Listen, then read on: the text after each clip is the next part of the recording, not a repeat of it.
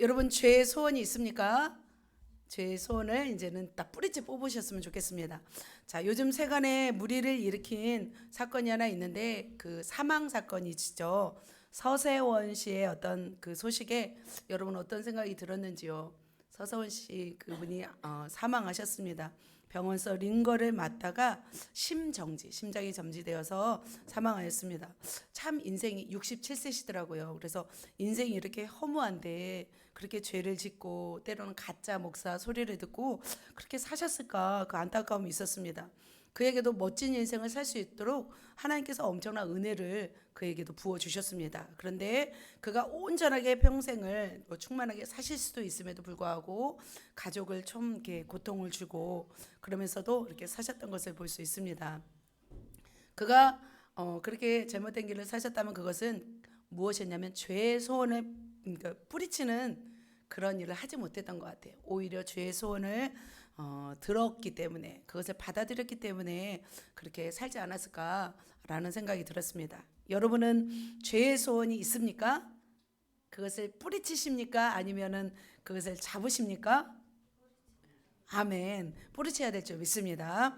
자, 영화 중에서 이번 주는 그 생각이 났어요. 말씀을 보면서 이렇게 죄의 소원을 뿌리치지 못해서 정말 흉악한 범죄를 저지른 사람이 있었습니다. 여러분 살인의 추억이라는 영화를 아시나요? 예, 송강호 씨가 주연했던 그 살인의 추억은 실제 화성 연쇄 살인 사건을 배경으로 만든 영화였습니다. 자, 이 영화죠. 그 범인도 어쩌면 죄의 어떤 소원을 뿌리치지 못해서 범행을 저지르지 않았을까 생각이 들었습니다. 그래서 그는 죄의 소원대로 살았던 사이코패스 이춘재라는 사람이었습니다. 그래서 수많은 무고한 희생자들이 발생했죠. 청소년들, 여성들이 성폭행을 당하고 무참하게 죽임을 당하였습니다. 그래서 처제를 살인하고 무기징역을 살았던 사람이었습니다. 그래서 옛날에도 제가 청년 때 이 사건이 방송에서 이렇게 나오면 굉장히 막 가슴이 철렁 내려앉았어요. 그래서 전 국민이 한참 동안 그 사건을 보면서 불안에 휩싸였던 그런 사건이었습니다. 그래서 화성 인근의 어떤 아파트와 그 땅값이 완전히 떨어지기도 하였습니다. 경찰도 이 범인을 잡기 위해서 30년간을 수고했대요. 그런데 엉뚱한 사람이 잡혀서 20년간 수감 생활을 하였다고 합니다. 그런데 이 30년 만에 잡힌 이 범인은 아주 차분하고 치밀하고 그리고 수사망을 피해가지고 이 범죄를 저질렀습니다. 어떻게 인간의 탈을 쓴 사람이 그렇게 잔인한 범행을 저지를 수 있을까? 사람들은 참 의아해했습니다. 사람들이 말하기를 그는 어릴 적에 굉장히 소심하였고 조용하였고 착하였고 그리고 예의 바르게 행동했다고 합니다.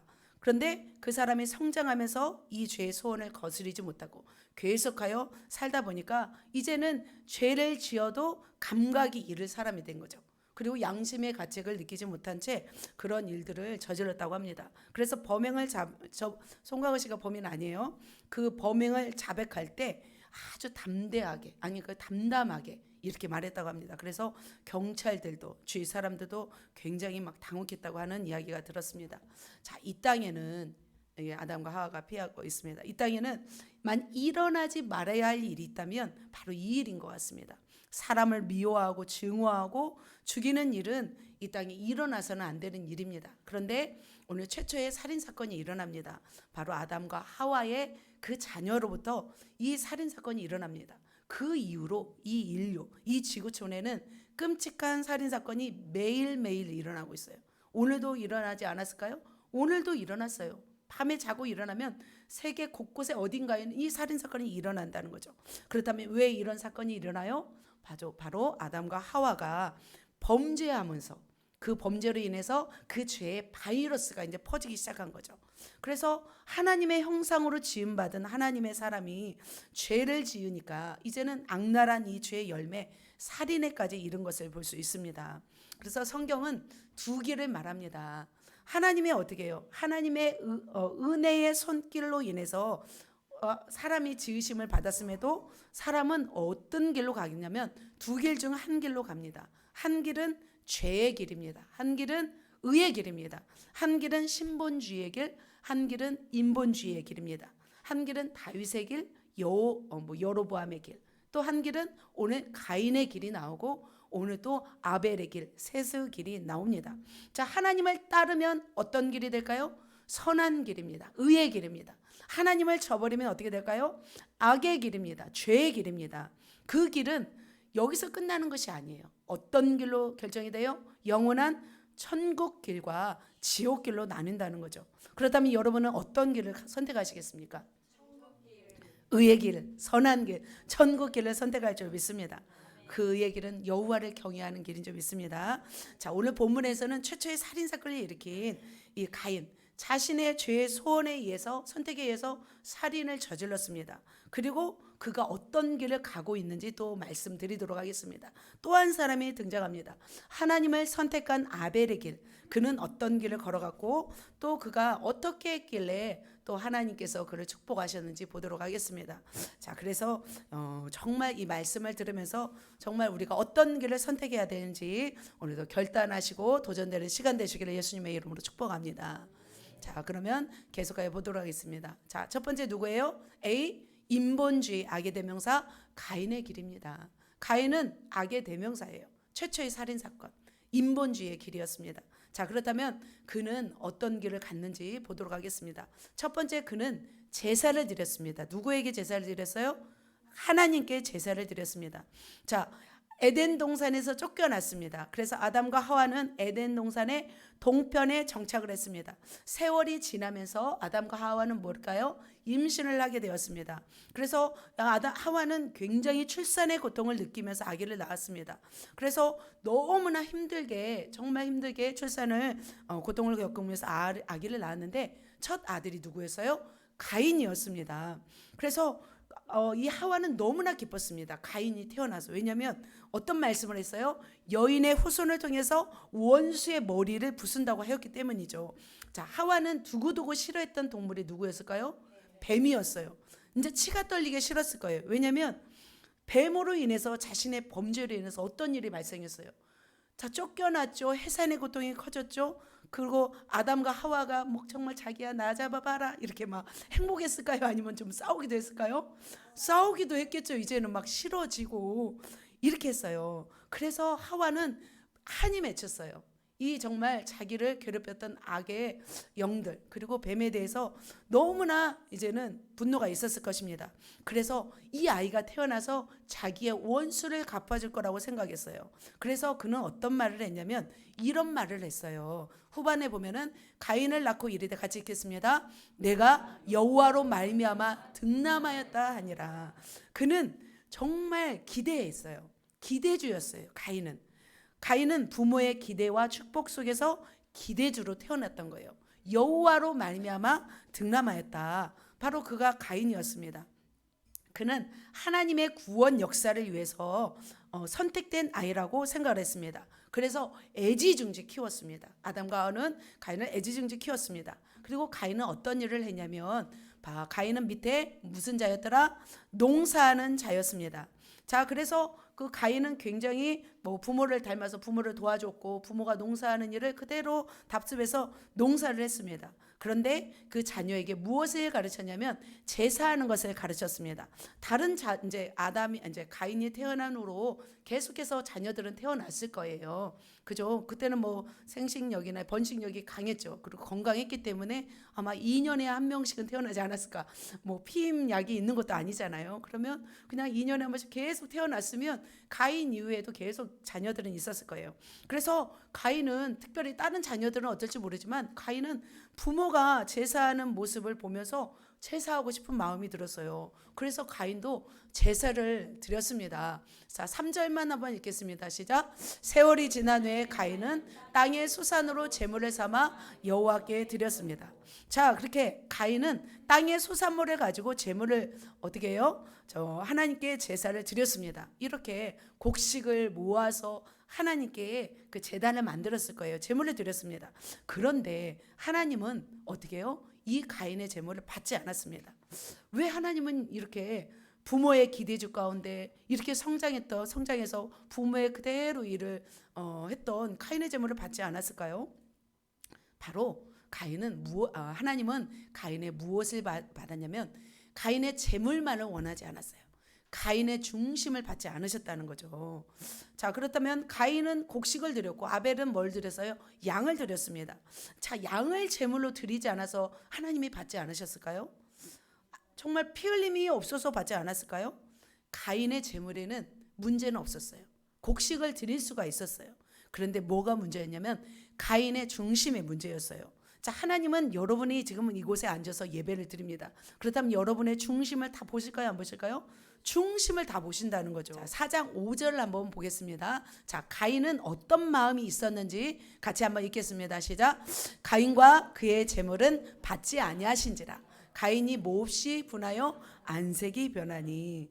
자, 가인은 하나님이 자신의 제물과 제사를 받지 않음에 대해서 어떤 모습이었어요? 안색이 변했어요. 이 뜻은 뭐냐면 하나님께 분노를 하였던 것을 말하고 있습니다. 그러니까 가인은 자기의 제물과 이 제사를 받지 않은 하나님에 대해서 지금 어떤 마음이 드냐면 분노하는 마음이 생겼던 거죠. 그러니까 가인은 주권이 자기예요? 아니면 하나님이에요? 자기 자신이었던 거예요. 만약 하나님이 주권이었다면 하나님이 안 받으셨어요. 그러면 어떻게 해요? 무엇이 내가 잘못되었을까? 이제 곧 되돌아보는 거죠. 과연 내가 무엇이 잘못했길래 하나님이 받지 않으셨을까?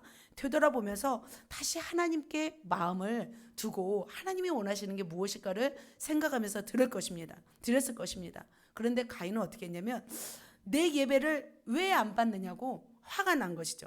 내가 얼마나 수고했는데, 내가 이렇게 지은 농사인데, 그리고 내가 주는 것은 당연히 받아야지 왜 안 받냐는 것이죠.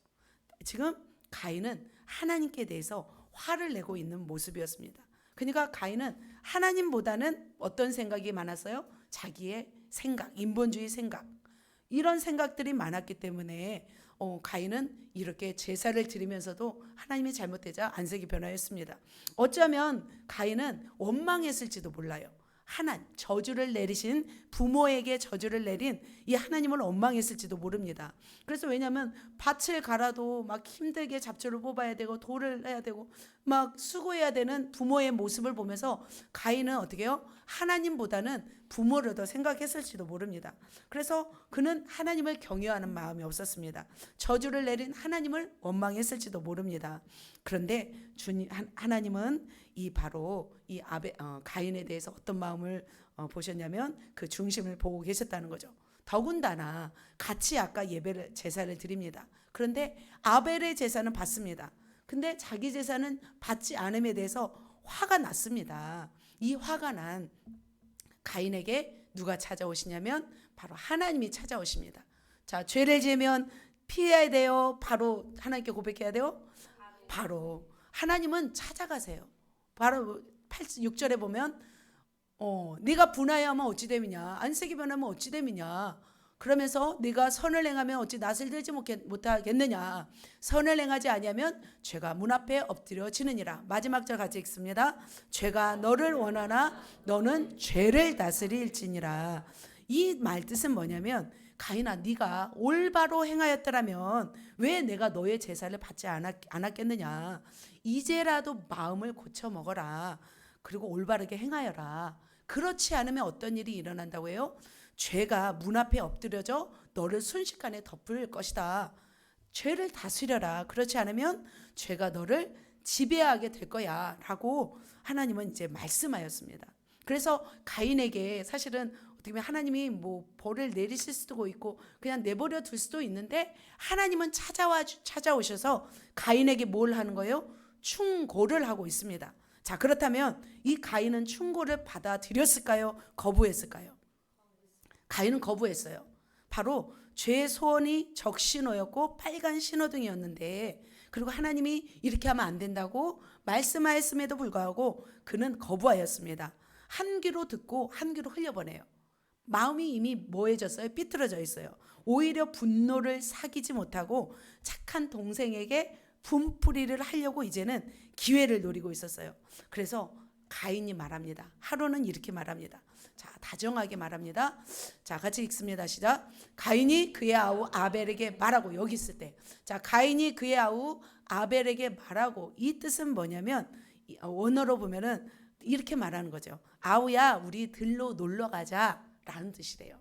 아우에게 말하고, 그러니까 동생에게 아벨아 우리 들로 가서 놀자라고 말한 거죠. 그래서 아벨을 데리고 들로 갔습니다. 하늘은 맑고 구름은 하였습니다.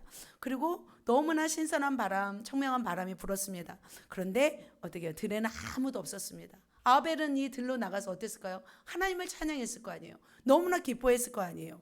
그런데 그때 가인은 어떻게 해요? 묵직한 돌멩이를 들고 아벨에게 다가옵니다. 그리고 아벨의 머리를 향해서 어떻게 해요? 인정사정 없이 내리쳤습니다. 남대없는 비명소리가 들판에 울렸습니다.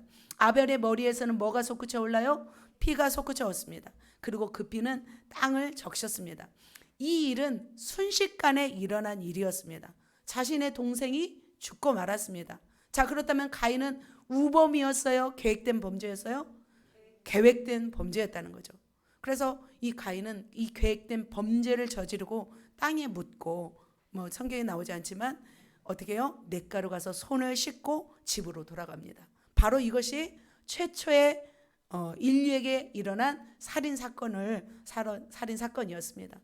자, 심각한 일이었어요. 우리는 성경을 창세기 4장을 그냥 읽어가지만 이런 엄청난 사건이 창세기 4장에 일어났다는 거죠. 부모에게도 알리지 않았을 것입니다. 그런데 시간이 지나면서 가인에게는 어떤 마음이 들었을까요? 이제는 두려움이죠. 죄를 지은 사람에겐 두려움과 수치심이 오죠. 하루하루 지내고 있을 무렵 이제는 또 누가 찾아오세요? 하나님이 또 찾아오십니다.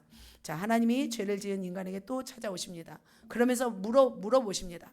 여호와께서 가인에게 이르시되 내 아우 아벨이 어디 있느냐? 아벨이 어디 있느냐? 부모가 물어보지 않고 지금 하나님이 물어보세요. 아무리 죄를 짓고 숨겨도 하나님 앞에서는 다 드러나기 마련입니다. 그런데 어떻게 해요? 가인은 그 진실을 외면하고 싶었습니다. 대면하고 싶지 않았습니다. 그래서 어떻게 말해요?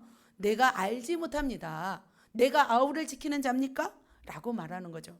그러니까 저는 이 가인의 이런 모습을 보면서 굉장히 섬뜩한 느낌이 들었습니다. 그 화성 연쇄 살인범 그분이 이런 말을 했다고 합니다. 그래서 피해자 가족이 한번 보고 싶어서 울분에 차서, 왜냐하면 미안합니다, 잘못했습니다, 그 소리를 들어야 그 한이 이제는 맺혀진 한을 풀 수 있잖아요. 그래서 피해자 가족은 그 범인을 만났는데 이런 말을 했다고 합니다. 왜 당신 내 딸을 죽였습니까? 했을 때 그 범인은 뭐라고 했냐면, 당신의 딸이 나를 만나지 않았더라면 당신의 딸은 죽지 않았을 겁니다 라고 말했다는 거죠. 살인자가 할 말이 아니죠. 자기의 잘못을 어떻게 해요? 전가하는 거죠.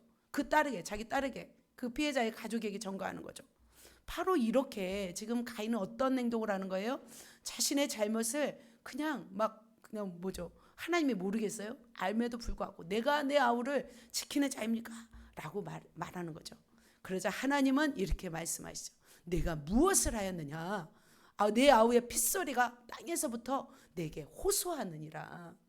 이렇게 말하고 있습니다. 네 아우의 살려달라는 비명소리가 나에게 들리는구나. 내가 왜 그런 악을 저질렀느냐? 하나님은 가인에게 말씀합니다. 그러면서 죄의 값은 뭐예요? 반드시 죄를 짓고 난 자들에게는 값을 치르게 하십니다. 가인에게 저주를 내리십니다. 자, 어떤 저주를 내리실까요? 밭에 가라도 땅이 다시는 효력을 내게 주지 아니할 것이요. 또요, 너는 땅에서 피하며 유리하는 자가 되리라 라고 말씀하고 있습니다. 그러니까 아무리 수고하여도 땅이 효력을 내지 열매를 주지 않는다는 거죠. 식물이 자라지 않는 거죠. 그리고 두 번째로는 사람들에게 쫓기면서 생명을 부지하면서 다닌다는 거죠. 사실은 살인을 저지른 이 죄에 비하면 이 죄의 값은 그렇게 큰 건 아니잖아요. 그죠? 하나님이 죽인 이에는 이, 눈에는 눈이 아니잖아요. 지금 어떻게 너는 피해 다녀라. 그 대신 조금만 먹고 살아라 하는 거죠. 자, 그렇다면 가인은 이 죄짐을 지고 갔을까요? 아니면 또 하나님 앞에 또 대적을 했을까요? 반항을 했을까요? 계속하여 반항합니다. 같이 있습니다. 시작. 가인이 여호와께 아뢰되 내 죄벌이 자기가 너무 무거우니이다. 내 죄벌이 내가 지은 죄에 비해서 벌이 너무 무겁습니다 라고 하는 거죠. 내가 땅에서 피하여 다니면 이 아벨과 왜냐하면 다 자기 가족들이잖아요. 왜냐하면 아담과 하와의 다 후손들이잖아요. 그러니까 다 형이 뭐 아벨을 죽였다는 소문이 다 퍼졌을 거 아니에요. 그러니까 사람들이 이제 나를 죽이겠습니다. 이제는 어떻게 해요? 그러면서 내 벌이 너무 무겁습니다. 나를 살려주십시오 라고 말하죠. 그러자 하나님은 어떻게 하시냐면 표를 줍니다. 어떤 표를 주냐면 너를 죽이지 못하게 하는 표. 그래서 너를 죽이면 내가 7배로 벌을 내리겠다고 하는 표를 주겠다고 말씀합니다. 그리고 나서 가인은 부모를 떠나서 무작정 집을 나섭니다. 자, 그리고 나서 어떻게 하냐면 이제 에덴 여호와 앞을 떠납니다. 여호와 앞을 떠나서 어디로 가냐면 동쪽 노성에 거는 것을 거주한 것을 볼 수 있습니다. 자, 이제는 어떻게 사냐면 부인이 분명히 말씀했죠. 가인은 어떤 삶을 살아라 했어요? 떠돌아다니는 삶을 살아라 했어요. 그런데 그 벌을 받았어요? 받기를 거부했어요? 거부했어요. 왜냐하면 가는 곳마다 이제 외면과 차가움, 소문으로 인해서 이제 가인을 받아주는 곳이 없는 거죠. 그래서 이제는 하나님의 징계를 거부해 버려요. 그리고 거부하고 벌을 벗어버리려고 했던 거죠. 그래서 자기의 죄악된 성을 쌓고 이제 살아가려고 합니다. 그래서 바로 에덴의 동쪽에 거주합니다. 그런데 어떤 성으로 들어가냐면 에녹성을 짓습니다. 놋 땅에 이제는 거합니다. 그 성에서 뭘 짓고 사냐면 성읍을 이루게 됩니다. 그래서 자신의 아들 이름이 에녹이었어요. 뭐 300년간 동행한 그 에녹하고 똑같은 이름이에요. 그 에녹성을 만듭니다. 그래서 이 에녹성은 어떤 것을 뜻하냐면 하나님의 문명이 아니에요. 인간의 문명을 대대로 이루고 살겠다는 이런 하나님 앞에 어떤 거역이었죠. 하나님은 아셨어요. 왜 이 가인이 떠돌아다니면서 살게 해야 되는지 하나님은 아셨어요. 왜 그렇게 하셨어요? 그렇지 못하면 한 곳에 정착하면 어떤 성읍을 이루기 때문이에요? 죄악된 성읍을 이루기 때문에 하나님은 떠돌아다니게 했던 거죠. 그런데 바로 가인은 이 에녹성을 지으면서 이제는 하나님 없이 내 힘으로 당당하게 살겠다고 하나님 앞에 뭐 한 거예요? 선전포고를 한 것을 볼 수 있습니다. 그래서 이 가인은 이 에녹성에서 자신의 가문을 일으킵니다. 어마어마한 가문을 계속하여 일으킵니다. 자, 그래서 18절 보면은 에녹이 이랏을 낳고 계속 낳고 마지막 무드사엘은 누구를 낳았더라? 라멕을 낳았더라. 자, 이 중에서 가인의 살인적 충동을 가장 이어받은 사람이 누구였냐면 라멕이라는 사람이었어요. 그래서 아담의 7대손, 가인의 6대손이에요. 이 라멕은 부인을 2명을 얻습니다. 에덴 동산에서 시작했잖아요. 일부 일처제예요. 일부 일처제의 혼인 제도를 어겨버리고 2명의 아내를 얻습니다. 하나의 이름은 아다, 하나의 이름은 실라였습니다. 그런데 바로 이 라멕은 그렇게 부인을 2명이나 얻으면서 어떤 노래를 하냐면 아주 잔인한 노래를 합니다. 나의 상처로 인해서 내가 사람을 죽였고 나의 상함으로 인해서 소년을 죽였다. 나에게 조금만 상처를 입혀도 내가 죽여버린다는 거죠. 그리고 아무리 어린 아이가 나에게 잘못해서 나를 상하게 해도 내가 그 소년을 죽였다라고 이렇게 잔인한 말을 하는 것을 볼 수 있습니다.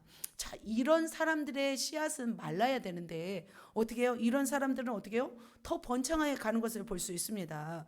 자, 그래서 이 아다와 실라라는 그 여자를 통해서 몇 명이 이제 태어나냐면 뭐 야발, 가축지는 자의 조상이 됩니다. 유발, 수금과 퉁소로 노래하는 자의 조상이 됩니다. 그리고 두발 가인을 낳습니다. 두발 가인은 대장간에서 구리와 쇠로 기구를 만드는 그런 철기구를 만드는 그런 사람이 됩니다. 이제는 하나님의 문명이 아닌 어떤 문명이 이루어지고 있어요?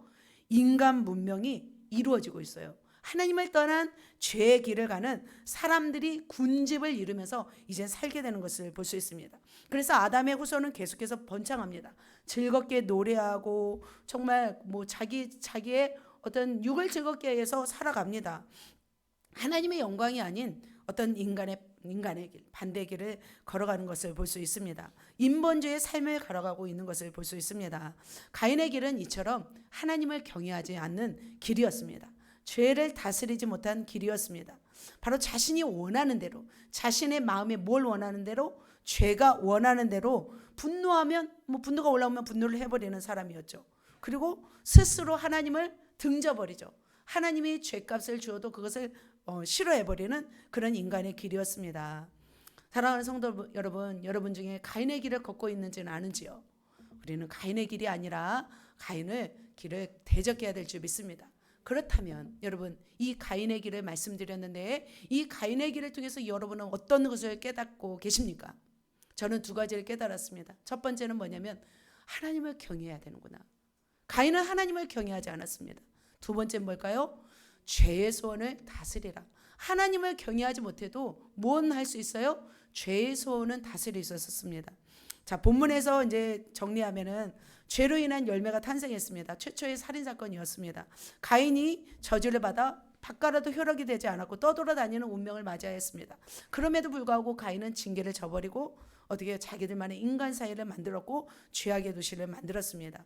그런데 어떻게 해요? 그는 하나님을 경외하지 않고 죄의 소원을 다스리지 못했기에 이러한 역사가, 이런 안타까운 일들이 일어났습니다.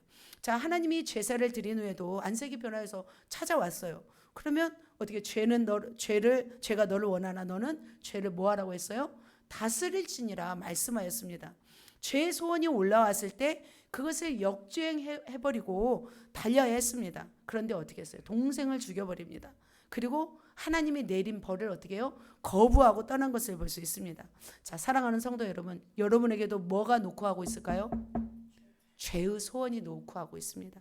그럴 때 우리는 어떻게 해야 돼요? 죄의 소원을 어떻게 해야 될까요? 다스려야 될 줄 믿습니다. 죄를 거슬려 싸워야 될 줄 믿습니다.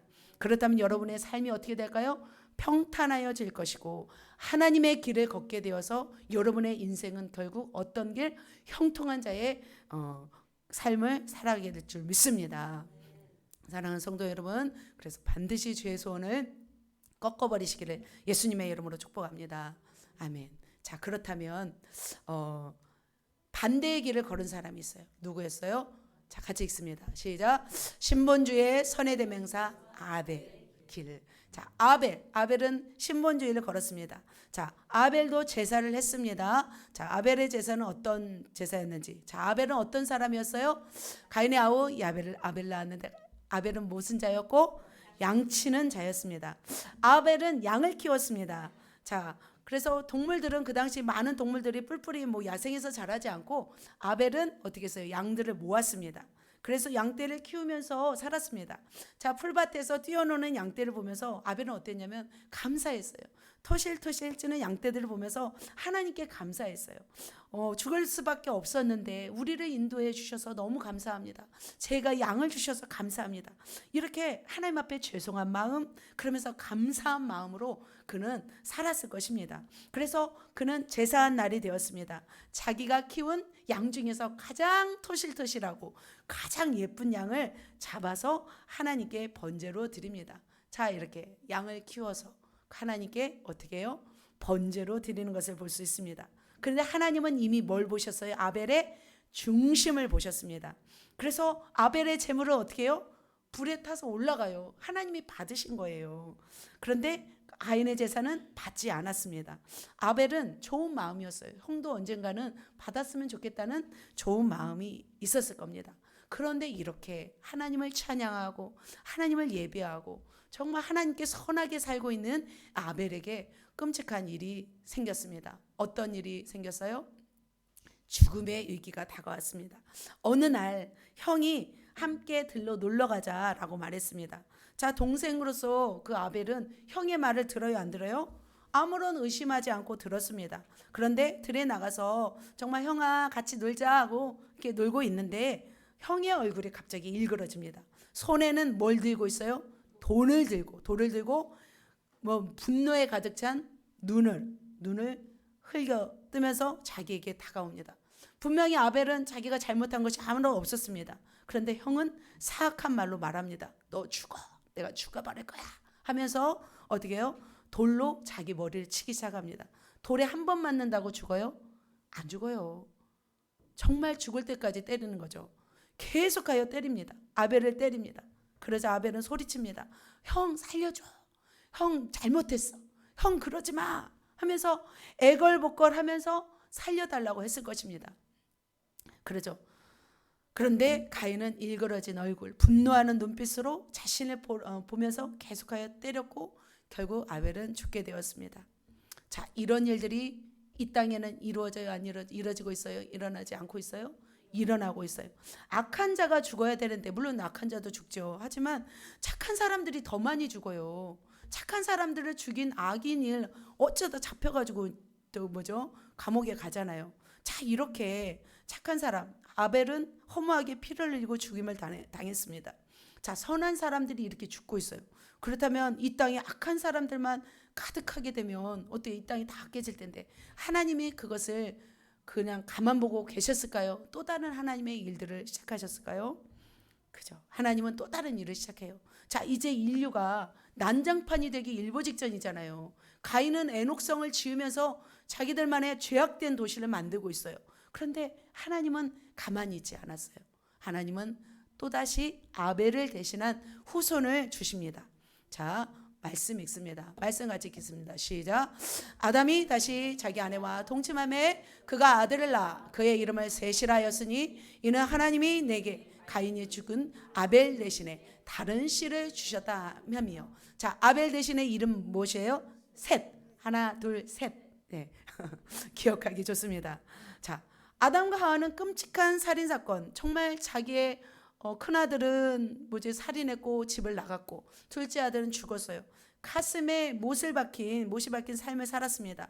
자, 그런데 이렇게 하나님은 이런 가슴 아픈 슬픈 시간들 가운데 그들을 위로하였습니다. 바로 아들을 또 낳게 하였습니다. 그 아들은 어떤 아들이었어요? 셋이라는 아들이었어요. 아벨을 대신한 하나님의 사람이었어요. 자, 그렇다면 그 사람이 왜 하나님의 사람인지 26절입니다.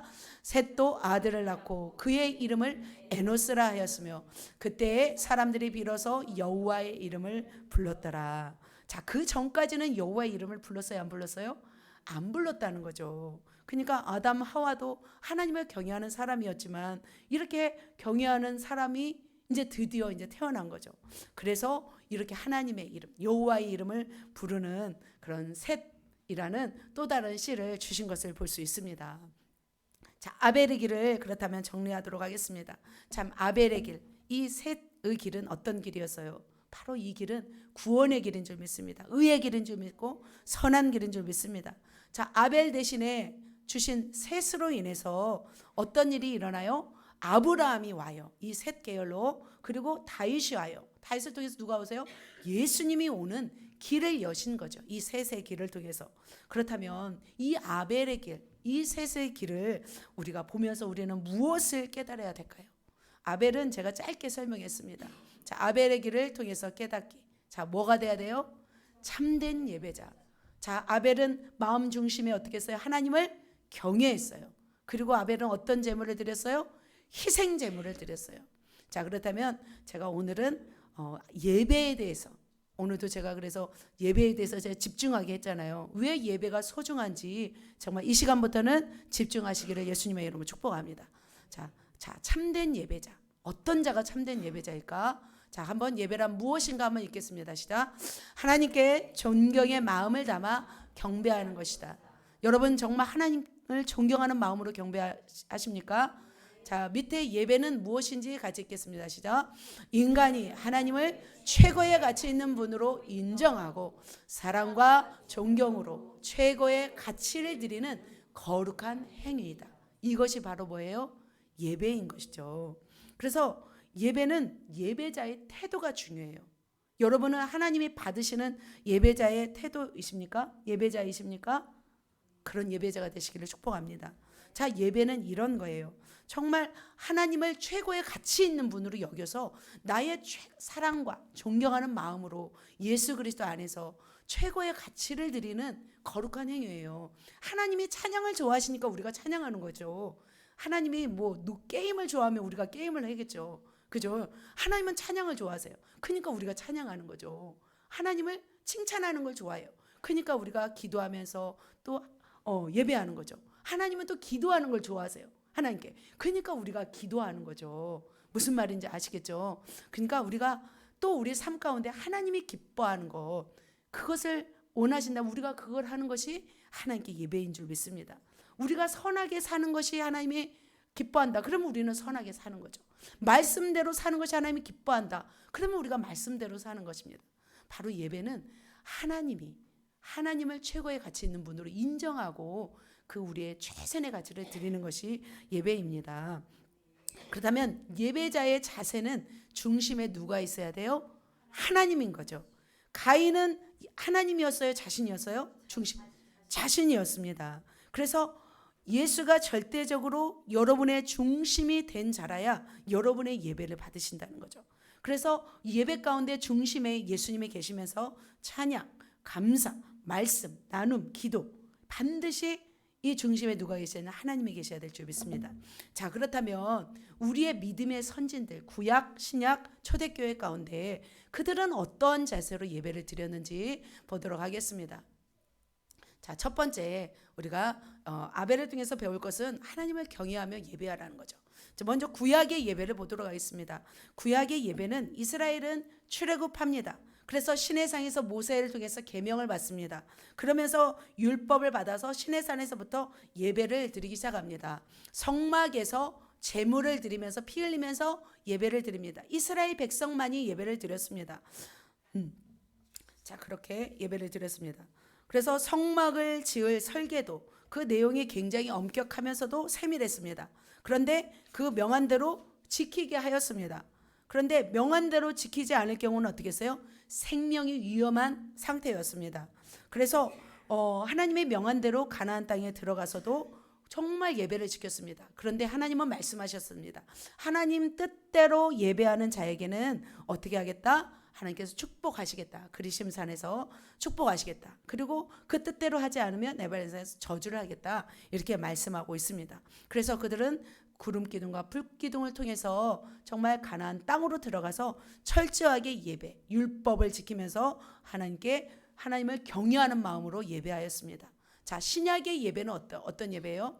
예수를 구세주로 영접한 자에게 성령이 임하십니다. 그래서 물과 성령으로 거듭난 자가 바로 드리는 것이 바로 신약의 예배입니다. 그래서 이스라엘 백성뿐만 아니라 모든 이방인들도 예배하게 되었습니다. 신약은 바로 예수를 구주로 영접하고 성령으로 거듭난 자들에게 주어진 것이라고 말씀드렸습니다. 자, 구약에서는 율법을 쫓아 흠없는 짐승의 피를 통해서 정결함을 받았습니다. 그러나 신약에서는 예수께서 십자가의 죽으심으로 자기의 생명을 드림으로 영원한 제물이 되셨습니다. 그래서 예수님이 실제로 돌아가셨을 때 성전이 휘장이 위에서부터 아래로 갈라졌습니다. 그래서 모든 사람이 이제는 지성소로 들어갈 수 있도록 하나님이 길을 여셨던 것을 볼 수 있습니다. 이제 성전이 필요하지 않습니다. 그러나 예수님이 부활 승천하신 후에 어떻게 하게 되었냐면 바로 우리의 몸이 뭐라고 말씀하냐면 성전이라고 말씀하였습니다.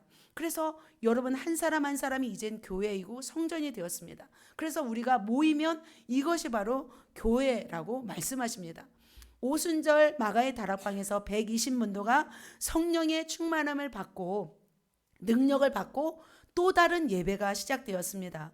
이제부터는 마음에 성령을 모신 분들이 함께 모여서 떡을 떼고 순전한 마음으로 떡을 떼고 가르침을 받고 기도를 하고 또 어떻게 흩어지면 전도하는 삶을 살았습니다. 그러면서 모이기를 힘썼습니다. 공동체를 이루었습니다. 바로 신약의 예배는 이러한 예배들이었습니다. 그래서 주님은 또 말씀하셨죠. 모이기를 피하는 어떤 자들과 같이 하지 말고 너희는 모여서 예배하라. 그래서 신약의 예배는 그렇게 드렸습니다. 자, 초대교회 예배요. 초대교회는 이제 콘스탄티누스가 기독교를 공인하기까지 313년까지 로마 황제는 어떻게 했어요? 기독교를 철저하게 박해하였습니다. 그래서 무수한 박해가 있었지만 기독교인들은 이 예배를 어떻게 해서 지켰습니다. 순수성을 잃지 않았습니다. 그러니까 AD 1세기부터 3세기가량 유대인들의 박해, 유대인들이 또 기독교인들을 박해했잖아요. 그래서 수많은 기독교인들이 순교를 당하였습니다. 그들은 로마의 어떤 위협을 피해서 어디로 도망갔어요? 카타콤으로 숨었어요. 사자의 밥이 되기도 했고 잔혹한 고문을 당하기도 했습니다. 그래서 카타콤으로 들어가서 평생 동안 빛을 보지 못한 채 유골이 된다 할지라도 예배를 포기하지 않고 예수를 포기하지 않고 예배를 드렸습니다. 예배가 무엇이었기 때문에 생명이었기 때문에 그렇게 생명을 걸고 예배를 하였던 것을 볼 수 있습니다. 사랑하는 성도 여러분, 제가 이렇게 구약, 신약, 초대교회 예배를 간략하게 말씀드렸습니다. 바로 예배자의 자세는 어떤 자세이냐면 전심으로 생명을 다해 드리는 것이 바로 예배인 줄 믿습니다. 그래서 참된 예배자는 무엇을 갈망하냐면 하나님의 임재를 갈망해요. 하나님의 만남을 갈망합니다. 그리고 언제나 그분의 성품을 갈망하는 것이 바로 하나님의 예배자인 줄 믿습니다. 그래서 하나님께서 모든 행하신 일들을 우리가 감사하면서 우리가 하나님을 열망하고 예배해야 될 줄 믿습니다. 저는 청신대학교를 다니면서 매일 채플이 있어요. 화, 수, 목, 금. 월요일 날은 없고 화, 수, 목, 금을 최선을 다해 예배드렸어요. 그냥 학생들은 뭐냐면 지난번에 한번 말씀드렸죠. 그냥 끌고 가요. 그냥 출석 체크해요. 아니었어요. 저는 정말 생명을 다해서 한 말씀 한 말씀, 찬양 한 구절 한 구절 하나님께 기도하면서 그렇게 하나님께 예배하였습니다. 어떤 날은 저희 집에서 7번 예배한 적도 있어요. 가정 예배를 7번까지 드린 적이 있어요. 그러면 10분, 20분 안 드렸어요. 2시간. 기본 1시간에서 2시간. 그렇게 예배를 하고 하나님을 경외했어요. 그래서 그 엄청난 저희가 가정에 있었던 그 엄청난 저주 가운데 정말 승리하게 되었고 주의 종으로 제가 서 있던 것을 볼 수 있습니다. 사랑하는 성도 여러분, 하나님이 뭐 보실까요? 저는 예배자를 본다고 생각해요. 하나님이 딴 데 가서 뭐 너의 어떻게 복 줄까 하지 않는 거죠. 하나님이 예배하는 예배자를 통해서 너에게 무슨 복을 줄까? 무슨 뭘 줄까? 하신다는 거죠. 여러분 하나님 앞에 칭찬받고 싶으신가요? 복을 받고 싶으신가요? 그렇다면 우리는 몇 프로 예배자가 돼야 될까요? 100%의 예배자가 돼야 될 줄 믿습니다. 일주일 동안 아무렇게나 살다 와서 그냥 와서 주일날 예배하는 것이 아니라 일주일을 하나님을 예배하면서 준비하면서 헌금을 준비하면서 자세를 준비하면서 이 예배를 드려야 될 줄 믿습니다. 아벨은 그렇게 해서 결국은 죽긴 했지만 어떻게 해요? 천국으로 인도하신 거죠. 자, 두 번째. 그렇다면 아벨은 하나님을 경외하며 100% 예배했습니다. 두 번째 뭐예요? 온전한 예물로 예배했습니다. 구약 시대에는 하나님이 예물을 정하셨어요. 병들고 약한 동물은 받으셨어요? 안 받으셨어요. 아무거나 가져온다고 해서 하나님이 받으셨을까요? 하나님은 안 받으셨어요. 아벨의 예물은 흠이 없었어요.